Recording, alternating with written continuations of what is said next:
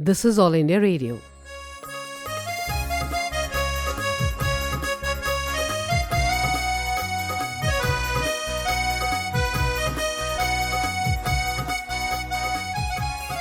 Welcome to Science Serial Life Must Go On.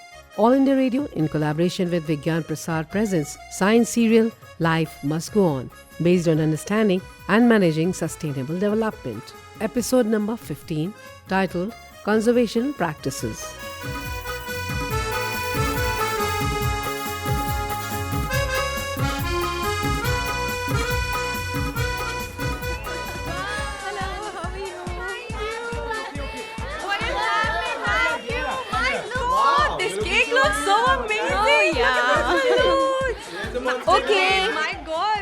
Okay, children. Okay, Srishti. Come and cut the cake now. Come on, everyone. Gather around. Srishti is going to cut the cake. Mummy, call Nutan Didi. Someone call Nutan Didi? Srishti doesn't do anything without Nutan Didi. I'm right here behind you, Srishti. Come on now, blow the candles. Mama, when is Dad coming? Beta, he'll be returning by flight tonight. Okay. Ready, Srishti? Happy birthday to you. Happy birthday to you.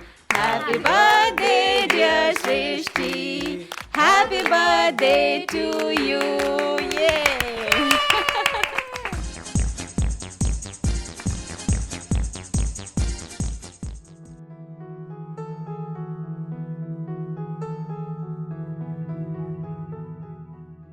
Look at these lovely gifts, Nutan Didi. I especially like this one. All you have to do is add a little salt and water.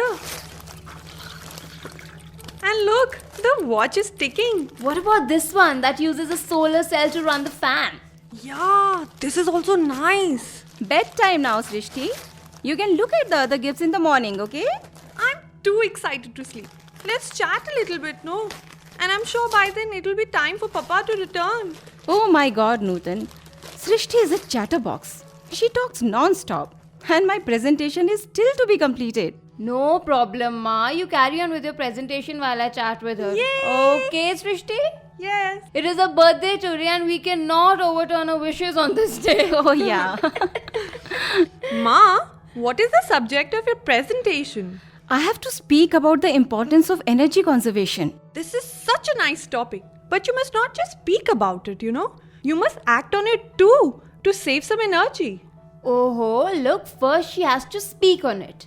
Think about it, understand it, and only then she can take steps to conserve energy. Nutan Didi, it is this speaking about energy conservation that has landed people like me in trouble. Oh. How so, Srishti? Look, everyone knows, even I know, that we must save electricity.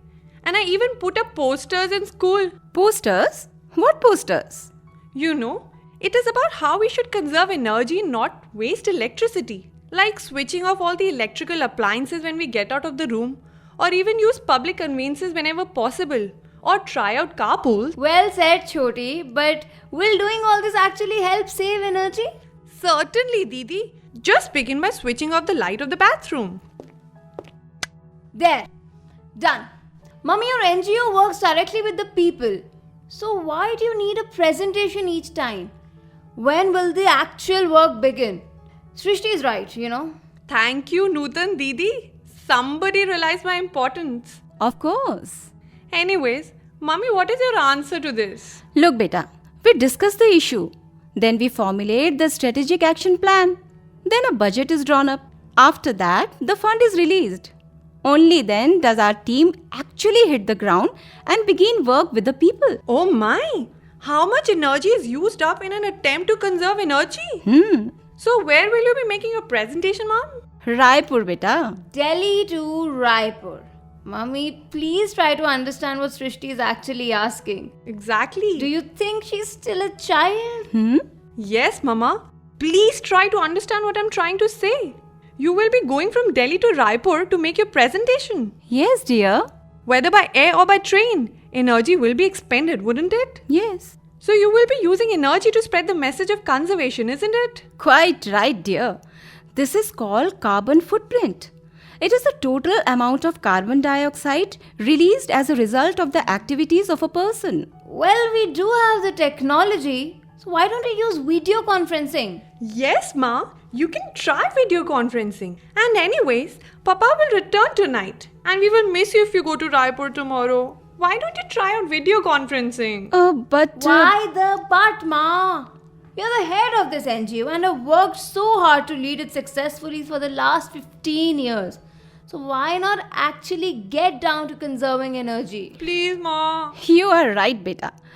Let me send emails to my team members and stakeholders. Well, acha beta, do you think there are other ways of conserving energy? Absolutely, Ma. I have noticed that the most affluent seem to have the most trouble with energy conservation. How so, beta? Well, let's take Uncle and Neelam Auntie for example. They're so concerned about everything, including plants and tiny insects. Yet they cannot tolerate slightest heat, you know. The temperatures have also gone up quite a bit these days, haven't they now? Didi, the ambient temperature has gone up for everybody. Right. Look, we have winter uniforms and summer uniforms in school. Why do we have different uniforms for different seasons? Simple. Wear light cotton clothes in summers and heavy woolen in winters. Absolutely right. Shrishti is always right. And you know, beta, Neelam auntie almost never switches off her air conditioner. That's it, Ma. As if sweating ever hurt anyone. And have you seen a refrigerator? It's always loaded with food and imported fruits. Yes, indeed. The fruits in Neelam Auntie's refrigerator are exceptionally good ones. But shouldn't we consume seasonal and locally grown food items, including the fruits and vegetables, so that our what's the word, Ma? Carbon footprint. Yes, our carbon footprints can be managed. I know these days apples are available around the year. But look, nature has given us watermelon, the perfect fruit for summer. It is because of our demand and that global warming is growing that the incidence of many diseases is also growing. I agree with you, Srishti. The apples you see in the stores have reached there after being kept for a long time in cold storage. Probably there is little time to recommend these except the sweet taste. The nutritional value would have plummeted over time. And the cost of cold storage has no doubt added to the price. Mummy, your NGO works at the village level, doesn't it? Yes, Nutan. We facilitate employment and educational opportunities for the villagers and also work to raise their awareness about environmental issues. But, Ma, it is the urban environment that is under the threat of pollution. Exhaust fumes from cars and factories, water contamination because of effluent discharge and air pollution. All these impact the cities much more, don't they? So why the emphasis on villages? Didi, isn't it like the developed countries that have a large carbon footprint passing the blame for global warming to the poor developing nations? Mummy, you're doing wonderful work. Thank you, beta. But given the situation where urban people have not yet fully grasped the concept of segregating waste, I mean throwing wet or biological and degradable waste in the green bin and non-biodegradable waste in the blue bin, how can we even think of educating them about energy conservation? And Mama, did you see how Varun Bhaiya, Naresh uncle's son, drove his huge brand new SUV so far just to show it to us? I did not like it at all. Why didn't you like it, Srishti? It is Varun's first car. Varun Bhai never offers a lift in his car to anyone. And it is such a big car. And I'm worried how much pollution it may be causing. Don't say maybe causing. It is definitely causing pollution. Of course, cars these days have air purifiers. That means the interior of the car is pure air. But neither the companies nor the owners are concerned by the pollution outside the car. Mummy, tell me, glass is a poor conductor of heat, isn't it? Yes, beta. It is a good insulator. And that is why glass house is made of glass. So that light enters, but the internal temperature and humidity levels are maintained at a relative constant and the environment remains under control. Yes, just like the waft of hot air that greets us when we enter the car with closed windows. This is because the heat was trapped in the car, like the greenhouse effect. Quite right, Didi. Perhaps that is why glass is a much used architectural element in houses constructed in countries that have a cold climate. Glass makes sure that the heat remains trapped inside. Absolutely right, Srishti. So why are we, in our country, which, by the way, qualifies as a tropical country with a hot climate, using so much of glass in our building these days? Entire surface and walls are covered in glass. And then we have ACs to cool these overheated rooms and buildings. Now, how can anyone conserve energy in this atmosphere of showing off? Rightly pointed, Srishti. Green design is very important to make buildings energy efficient. Essentially, this involves checking how much energy the building saves and evaluating what measures can be taken to make it energy efficient. Yes, Nutan, this is correct. Our NGO helps in energy audits too. We also encourage the use of solar energy and raising awareness about it. For example, we tell people that the government gives subsidy on solar panels that are affixed to the roofs. Yes, but despite all this, have people living in residential societies in places such as Delhi, Gurugram and Noida truly embrace solar energy? I don't think so. At the most, they have installed solar geysers. If you question them, they say maintenance costs are very high. Exactly. It seems like the Thomas Edison affair all over again. Thomas Edison affair? What is that, dear? You know Sanjay uncle, don't you? He lives in the residential society next to ours. Yeah. Well, he wanted solar powered lights on the boundary wall, but no official helped him.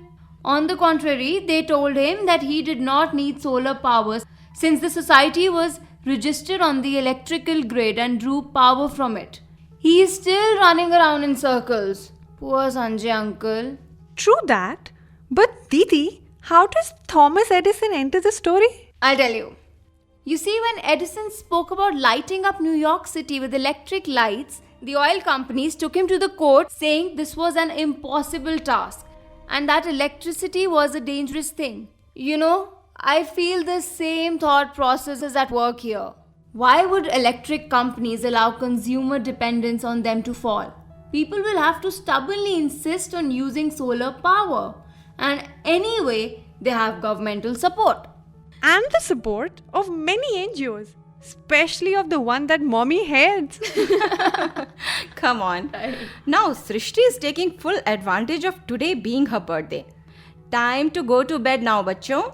Mom, please. I'd like to stay up till Papa comes home. Oh. Now that we are talking about energy conservation, don't you think transportation and electric consumption are significant factors? Of course.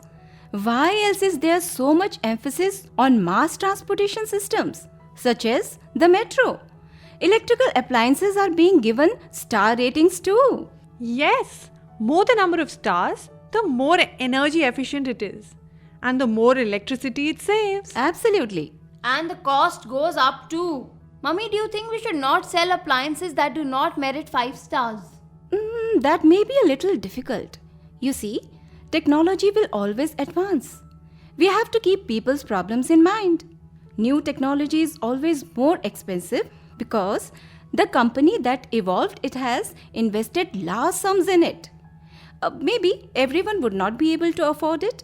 We do have rules and regulations in place. 3 stars, 4 stars, 5 stars rating have been awarded. There are good manufacturing practices in place and many other standards. These are all related to environmental protection and conservation of energy. Still, beta, a lot needs to be done.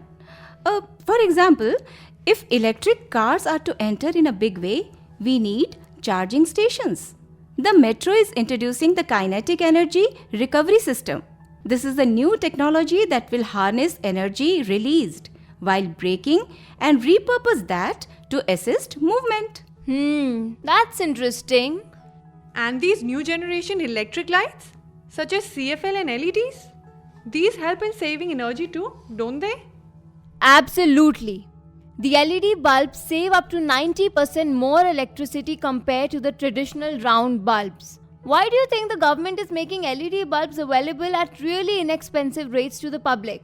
Just take your electricity bill and return with LED bulbs for your home. Sounds like, here is my electricity bill. Use LEDs. We will.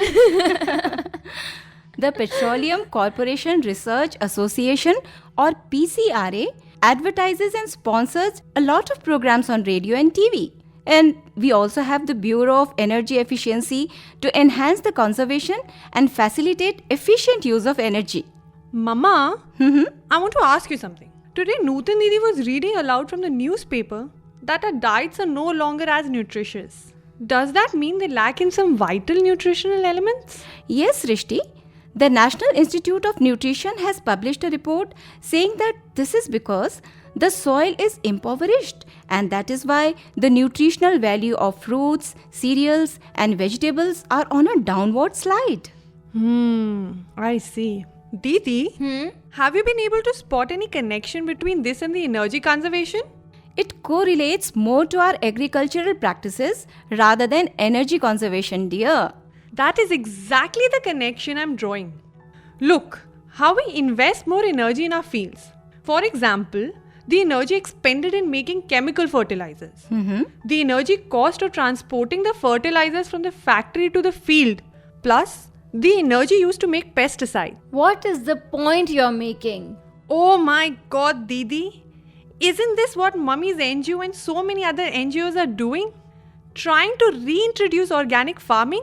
Facilitating the use of organic manure and whatnot. Yes, beta. We try to make fertilizers by biocomposting the stalks that are left behind when the crops are harvested and using animal manure such as cow dung. We advocate the use of biopesticides too. So what originated in these fields goes back to enrich the field naturally? Isn't that a huge energy saving practice? And won't the nutritional elements be replenished? Wow! Yes, indeed. And don't forget biogas. And just count the energy savings.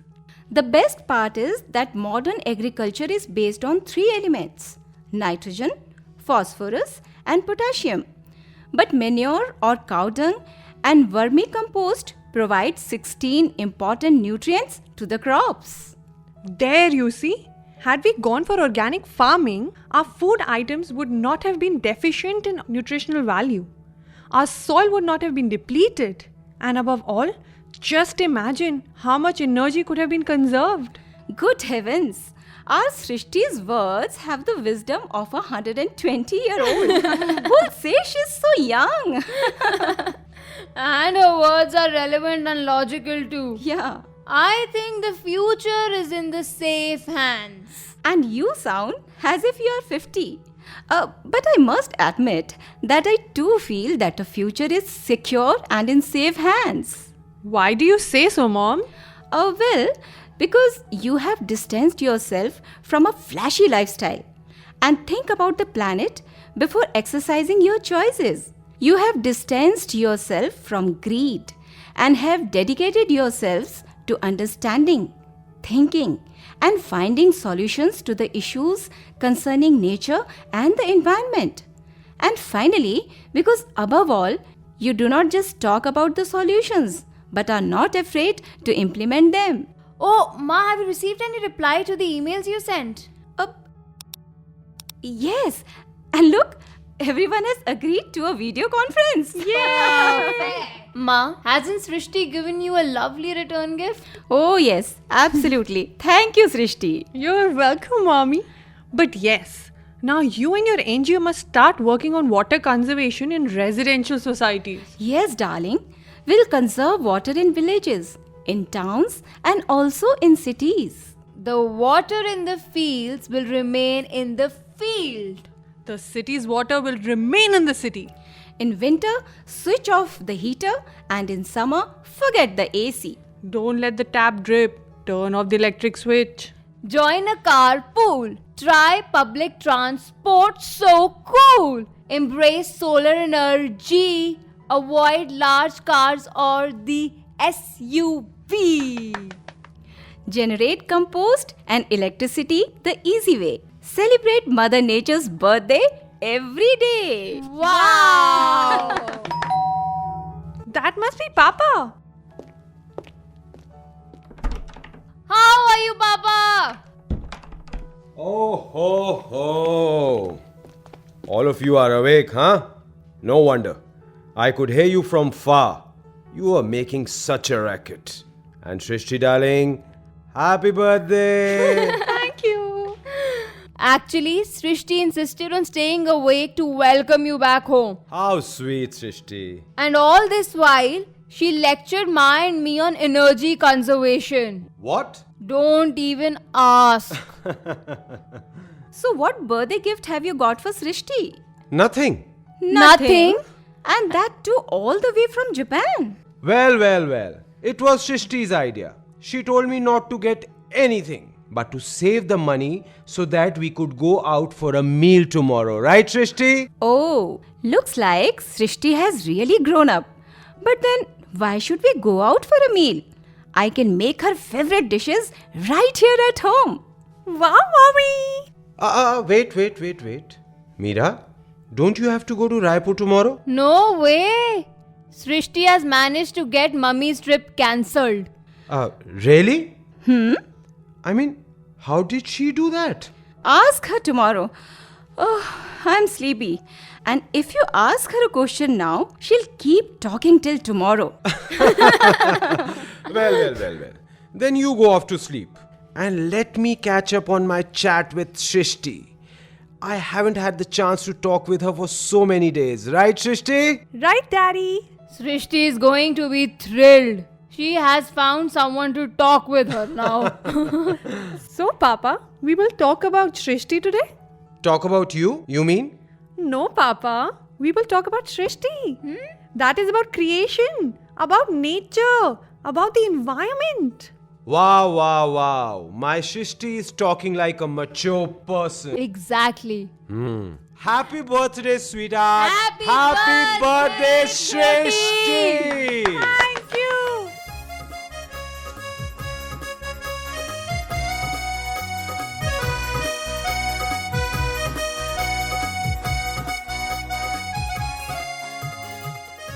Life must go on. You are listening to the 15th episode of this science serial produced by All India Radio in collaboration with Vigyan Prasad, titled Conservation Practices. Coordinators were Dilip Jha, Dr. R. Gopichandran and Dr. B.K. Tyagi. Research and script Dr. Anurag Sharma. English translation by Dr. Sukanya Datta. Directed by Kajal Suri. Recording and mixing Akhya Jayavardhan. Participating artists were Vandana Rai, Vridhi Kampani, Gunit Kaur, Nikhil Diwan. Hey listeners, please stay with us. Here are the 2 questions for you. The lucky winner will get attractive prizes from Vigyan Prasad. The first question is, what is carbon footprinting? And the second question is, what is energy efficient building? You can send your answers by simple post. Our address is Science Serial Life Must Go On, All India Radio, room number 615, New Broadcasting House, Sansad Marg, New Delhi 110001. You can also write on our email ID radio@vigyanprasar.gov.in. Please do write or mail us your full name, age and profession. If associated with Science Club, do let us know the membership of your club. If you have any query or question, don't hesitate to write to us. We'll be back again with the next episode of this science serial, Life Must Go On. Same day, same time next week. Till then, goodbye.